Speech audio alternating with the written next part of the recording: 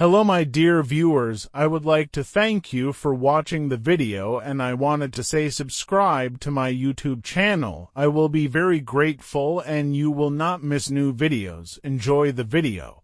My name is Darren Hart and I've been a private investigator for 8 years. Over the years, I've dealt with everything from missing pets to cheating spouses, but nothing prepared me for the case I took last October. It all started when I got a call from Mrs. Louise Harper, the manager of a rundown apartment complex on the edge of downtown Chicago. Her voice trembled as she spoke, and I could tell right away she wasn't used to asking for help. "Mr. Hart," she said, "one of my tenants has gone missing. His name is Vincent Monroe, and I'm worried something's happened to him." Missing persons weren't my usual line of work, but I was between cases, and something about the way she sounded piqued my interest. I agreed to meet her the next morning. The apartment complex was worse than I expected: peeling paint, flickering hallway lights, and a smell like damp carpet. Mrs. Harper was waiting for me in the lobby, clutching a folder of papers to her chest like a shield. "Vincent's been living here for 2 years," she explained as we rode the creaky elevator up to the 7th floor. "Always paid his rent on time, kept to himself. But no one's seen him in almost a week, and his rent's overdue. That's not like him." "Have you contacted the police?" I asked. She shook her head quickly. "I don't want trouble for the building. We've had incidents here before." That last part caught my attention. I made a mental note to ask her about it later. When we reached Vincent's apartment, Mrs. Harper handed me the key with a nervous glance. "I already tried knocking," she said, her voice barely above a whisper. I opened the door and stepped inside. The air was stale, thick with the smell of dust and something faintly metallic. The apartment was neat, almost unnervingly so: no dishes in the sink, no clutter on the counters. But it didn't feel right. I found my first clue in the living room. A coffee table had been pushed to one side, and the rug underneath it was bunched up, as if someone had been in a hurry. A single shoe lay discarded near the couch, its laces undone.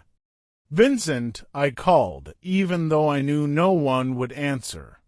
Then I noticed something strange. The walls, they were bare, except for one. A large mirror hung directly across from the couch.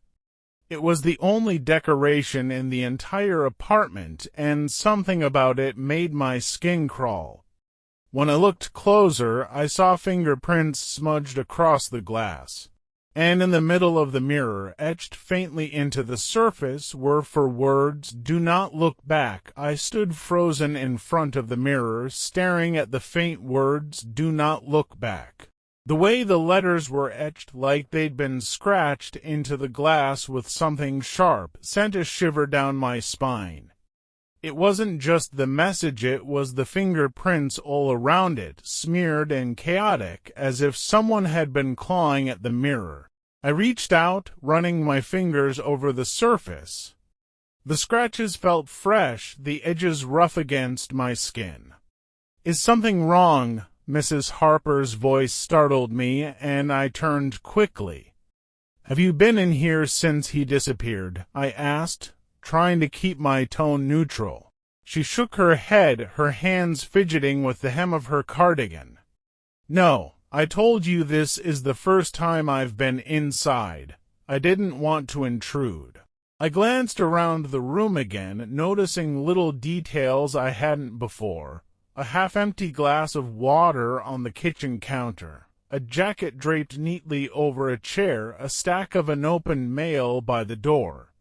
It was as if Vincent had just stepped out for a moment and never come back. But the message in the mirror suggested something darker. "Did Vincent ever mention anything unusual?" I asked. "Strange visitors, odd behavior, Anything like that? Mrs. Harper hesitated, her eyes darting toward the mirror before quickly looking away. He kept to himself, she said carefully, but there was one thing. I waited, sensing she wasn't telling me everything. About a month ago, he came down to the lobby, looking pale as a ghost, she said finally. He asked if there had been any reports of noises. She nodded. He said he kept hearing someone whispering his name at night. But when he'd get up to check, no one was there. My stomach tightened, and you didn't think to follow up on that. She bristled. I'm not a detective, Mr. Hart. He said it was probably just the wind or the pipes. I glanced back at the mirror, unease growing in my chest. Did he ever say where he heard the whispers coming from? The hallway, she said quietly, right outside his door. Before I could respond, a faint creak echoed from behind me. I spun around, my pulse quickening. The apartment was empty. Did you hear that? I whispered. Mrs. Harper nodded, her face pale. It came from the hallway. I stepped out of the apartment, peering into the dimly lit corridor. The air felt colder out here, heavier. As I moved further down the hall, something caught my eye, a faint smear of red on the wall, just a few feet from Vincent's door. I crouched to get a better look.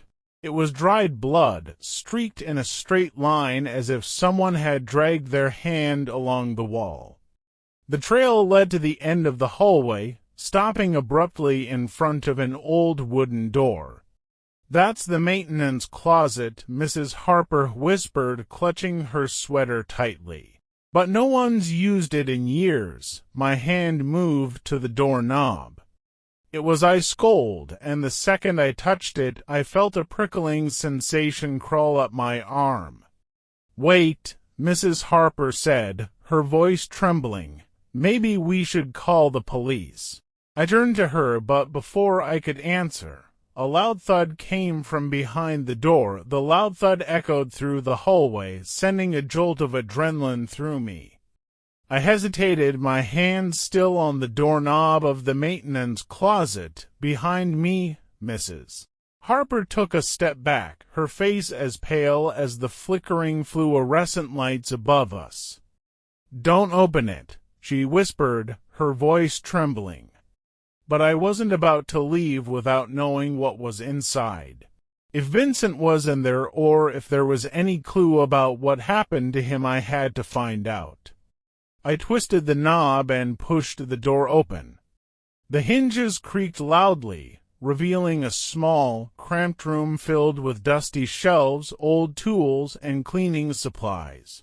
The air inside was stale, carrying the scent of mildew and rust. At first glance, there was nothing unusual, but then I saw the floor. A large, dark stain spread across the cracked linoleum, and even in the dim light, I could tell what it was: blood.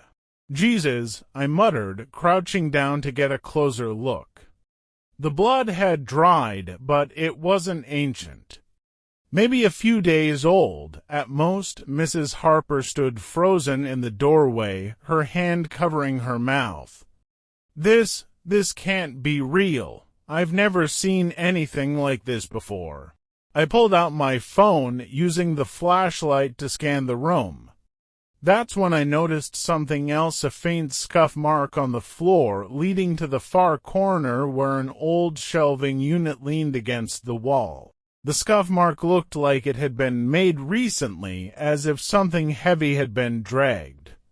Help me move this, I said, motioning to the shelf. Mrs. Harper hesitated, but the look in my eyes must have convinced her. Together we pushed the shelf aside, the sound of metal scraping against the floor echoing through the tiny room. Behind it was a small, square opening in the wall, a crawl space. The opening was barely big enough for a person to fit through, but the edges were smeared with more blood. My stomach churned as I realized this wasn't just a random hiding spot. Someone had been dragged through here. What? What is that, Mrs. Harper stammered, her voice barely above a whisper. I didn't answer. Instead, I crouched down, shining my flashlight into the crawl space. It was dark and narrow, the walls lined with cobwebs and grime. The tunnel seemed to stretch on forever, disappearing into shadows. Then, just as I was about to look away, I saw it. A single, muddy handprint on the inside wall of the crawl space. The handprint was fresh. Vincent, I called, my voice echoing faintly. For a moment, there was nothing but silence. And then, from deep within the crawl space, I heard a sound that made my blood run cold. It was a whisper, faint, raspy, and impossible to make out. But I recognized one thing. It was saying my name. The whispering sound sent a shiver down my spine. Darren. It was faint but unmistakable, echoing from deep within the crawl space. My flashlight trembled in my hand as I stared into the dark tunnel. "Did you hear that?" I asked, my voice hoarse. Mrs. Harper shook her head furiously, her back pressed against the wall as if she was trying to get as far away as possible. "No, and I don't want to. Whatever this is, it's not right." She was right about one thing: this wasn't right, but I couldn't walk away now. "I have to check it out," I said, trying to keep my voice steady. "You're out of your mind," Mrs. Harper hissed. What if it's him?" I didn't answer. Instead, I knelt down and crawled into the narrow opening, the cold, damp air wrapping around me like a shroud. My flashlight illuminated the space ahead, but the shadows seemed to press in closer with every inch I moved forward. The whispering grew louder, more distinct. It wasn't just my name anymore. It was fragments of sentences, disjointed and eerie. "Help me, please. It's coming." I stopped crawling, my heart hammering in my chest. "Vincent, is that you?" The whisper stopped abruptly, replaced by an oppressive silence. And then, somewhere ahead of me, something moved. It was subtle, just the faintest shuffling sound, like fabric brushing against the walls. My flashlight beam darted around, but all I could see were cobwebs and dirt. "Darren, come back." Mrs. Harper's voice called from behind me, but it sounded so far away now. I forced myself to keep going, the whispers echoing in my ears as I crawled deeper into the tunnel. The air grew colder, and the walls seemed to close in around me. After what felt like an eternity, I saw something ahead. The tunnel opened up into a small chamber. My flashlight revealed a tangle of old wires and broken pipes hanging from the ceiling, but that wasn't what caught my attention. In the center of the chamber was a figure, hunched and unmoving. "Vincent," I whispered, my voice shaking. The figure didn't respond. It looked human, at least I thought it did. But as I stepped closer, the flashlight beam revealed something that made my stomach turn. The figure's skin was pale and stretched taut, its face frozen in a grotesque expression of terror. Its hands were clawed, with dried blood caked under the nails. And its eyes were wide open, staring directly at me. I stumbled back, my flashlight flickering as the whispers suddenly returned, louder and more urgent. "Don't look back. Don't look back." The figure's mouth moved, its jaw creaking open unnaturally wide, and a guttural, inhuman voice spilled out, "You shouldn't have come." The figure's voice echoed through the chamber, low and guttural, vibrating in my chest. "You shouldn't have come." I stumbled backward, my flashlight trembling in my hand. Every instinct screamed at me to run, but my legs felt rooted to the spot. "Vincent," I whispered again, though deep down I knew the thing in front of me wasn't him. The figure didn't move. Its unblinking eyes were locked on mine, but something about the way it sat there, hunched and frozen, made it seem wrong, like it was waiting for something. Behind me, the whispering grew louder. It wasn't coming from the figure, it was coming from the tunnel I had just crawled through. "Darren, don't look back." The voice was raspy and faint, but now it was joined by others, overlapping and chaotic. "Get out? It's coming. Don't turn around." I felt cold air brush the back of my neck, and my stomach churned. I didn't want to turn around, but I couldn't stop myself. Slowly, I twisted my head to look over my shoulder. The flashlight beam flickered as it swept over the tunnel behind me.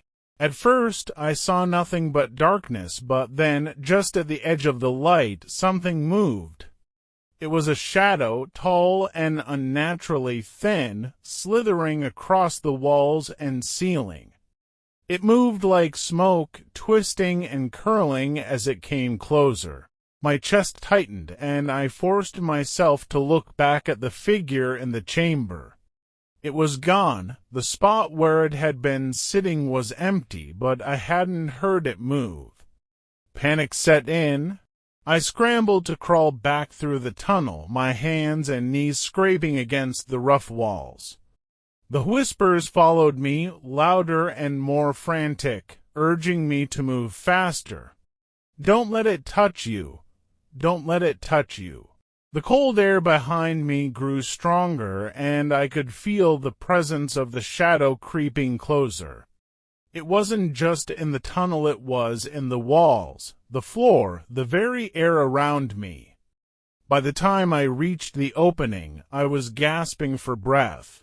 I pulled myself out of the crawl space and slammed my back against the wall, clutching my flashlight like a weapon. Mrs. Harper was standing in the doorway, her eyes wide with fear. "What's wrong? What happened? Get out of here," I panted, struggling to catch my breath. "We need to leave now." She hesitated, glancing at the crawl space behind me. "Did you find him? Did you find Vincent?" "No," I said, shaking my head. "But something's down there, and it's not human." Before she could respond, a loud, bone-chilling scream erupted from the crawl space. It was inhuman, guttural, and filled with rage. Mrs. Harper screamed, backing away from the door. "What is that?" I grabbed her arm and pulled her toward the hallway. "We're not staying to find out," but as we ran, the lights in the hallway flickered violently. Shadows stretched and twisted along the walls, moving faster than they should. And then, just as we reached the elevator, the doors slammed shut on their own. The shadow was here. The elevator doors shut with a deafening clang, plunging the hallway into silence. Mrs. Harper clung to my arm, her face pale and streaked with sweat. "It's here," she whispered, her voice trembling. I didn't need her to tell me. The air had turned icy, and the shadows along the walls were alive, twisting and curling like they had a mind of their own. "We have to get to the stairs," I said, keeping my voice low. Mrs. Harper nodded, but her steps were unsteady as we moved toward the stairwell at the end of the hall. Each step felt like it took an eternity, and the flickering lights made it hard to tell where the shadows ended and the darkness began. Halfway there, a sound stopped us in our tracks, a low, guttural growl that seemed to come from everywhere at once. I shone my flashlight down the hall, and that's when I saw it, the shadow. It was no longer slithering along the walls, it had taken form, standing at the far end of the hallway.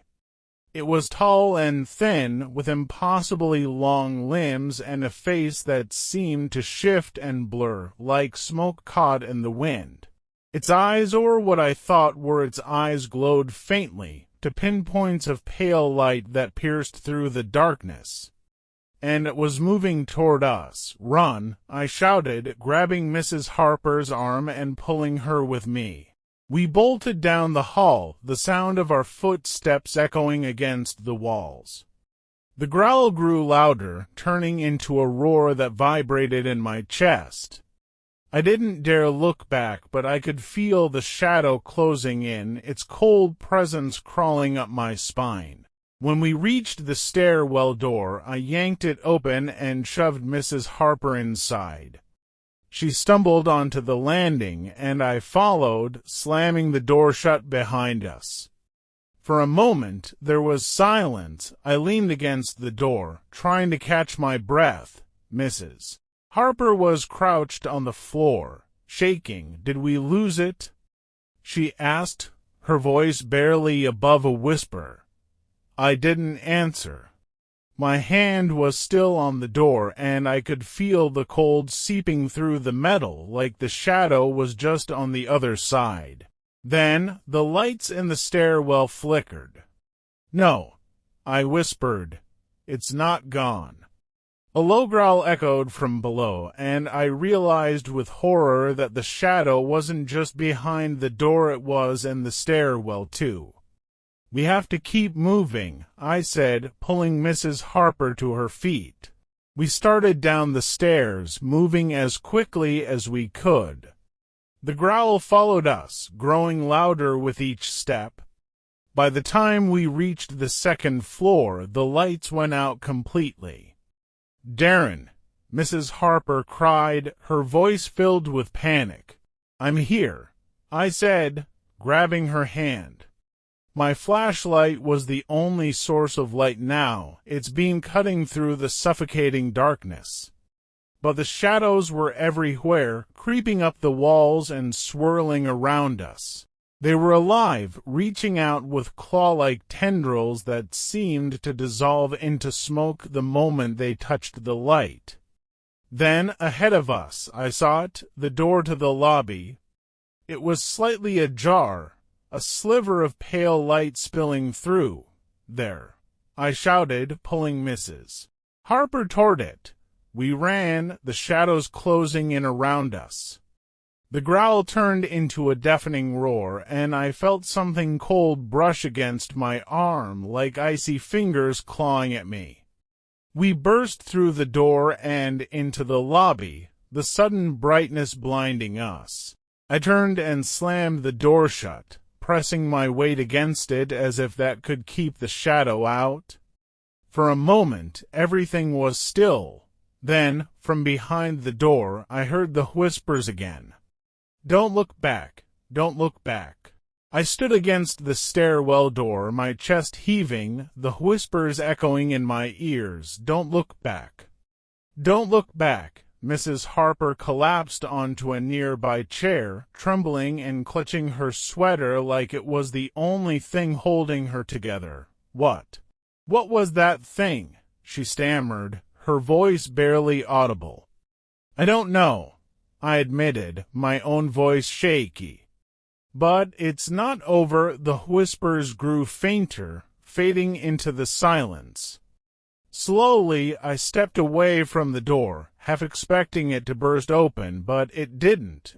The lobby was still, the faint hum of the flickering fluorescent lights the only sound. I turned to Mrs. Harper. "We need to call the police. Whatever this is, it's beyond us." She nodded weakly, and I pulled out my phone, my fingers trembling as I dialed. But before I could press call, something caught my eye. The large mirror on the lobby wall. At first glance, it looked normal.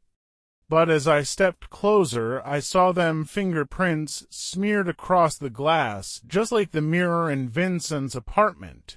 And in the center of the mirror, etched faintly into the surface, were the same four words, "Do not look back." My blood turned to ice, the door behind me creaked, and a cold draft swept through the lobby. Mrs. Harper screamed. I spun around, my flashlight snapping to the stairwell door, which had inched open just enough to reveal the darkness beyond. The whispers returned, louder and more insistent now, overlapping in a chaotic chorus. Don't look. It's watching. Don't let it see you. And then I heard it, the low, guttural growl that I would never forget. I grabbed Mrs. Harper's arm and pulled her toward the exit. We're leaving now. The front doors of the building were just a few steps away, but every step felt like a mile. The growl grew louder, and the air around us grew colder with every passing second. We reached the doors, and I threw them open, dragging Mrs. Harper outside. The cold night air hit me like a slap, but I didn't stop until we were in the middle of the parking lot, far away from the building.